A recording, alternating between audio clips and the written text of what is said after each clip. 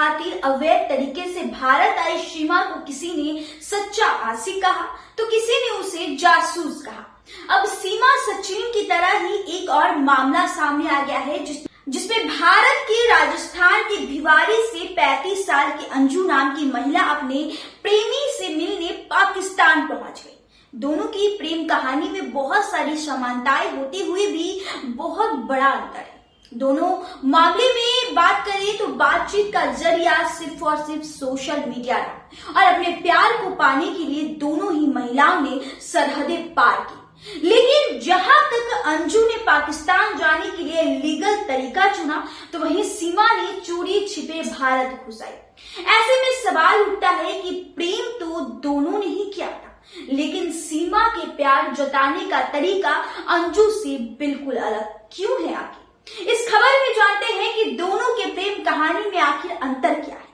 अंजू राजस्थान के भिवाड़ी की रहने वाली है और एक निजी कंपनी में नौकरी करती है। वह पहले से ही शादीशुदा है और अपने प्रेमी नसरुल्लाह की उम्र में उनसे बड़ी है। अंजू की उम्र 35 साल है तो नसरुल्लाह की उम्र 29 साल है। वह फेसबुक के जरिए पाकिस्तान के खैबर पख्तूनख्वा के नसरुल्लाह से मिली थी। दोनों के बीच फेसबुक से ही बातचीत का सिलसिला जो है शुरू हुआ और धीरे धीरे वह प्यार में तब्दील हो गया। अब अंजू नसरुल्लाह से मिलने के लिए पाकिस्तान का वीजा लेकर खैबर पख्तूनख्वा पहुंच गई और एक रिपोर्ट के जरिए उन्होंने बताया कि अगले कुछ दिनों में अंजू नसरुल्लाह से मंगनी कर लेंगे और उसके बाद कुछ दिन बाद अंजू भारत वापस आएगी और वह फिर से शादी के लिए एक बार फिर पाकिस्तान आएगी।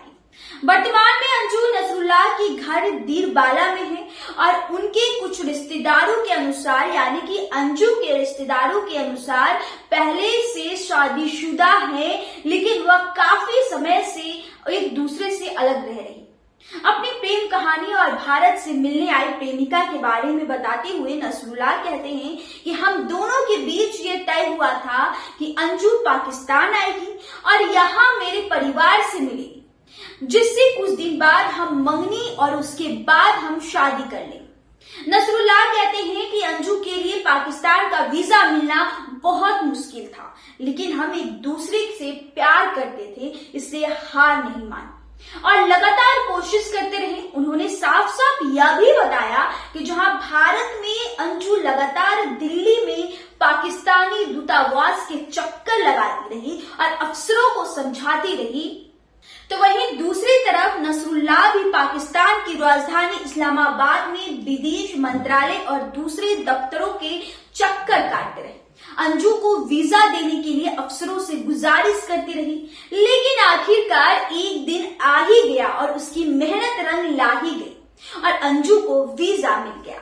लेकिन इस प्रक्रिया को पूरा होने में 2 साल लग गए, जिसके बाद अंजू दीरबाला जाने में अपने प्रेमी से मिल पाई। नसरुल्लाह ने बताया कि अंजू और मैंने वीजा को हासिल करने के लिए हजारों रुपए खर्च किए। अब एक बार फिर वीजा लग गया है तो उनकी उम्मीद करता हूं कि आगे भी कोई समस्या ना होगी।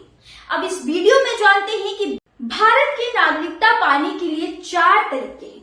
पहला, जन्म से नागरिकता होना। दूसरा, रजिस्ट्रेशन के माध्यम से भारत का नागरिक बनना।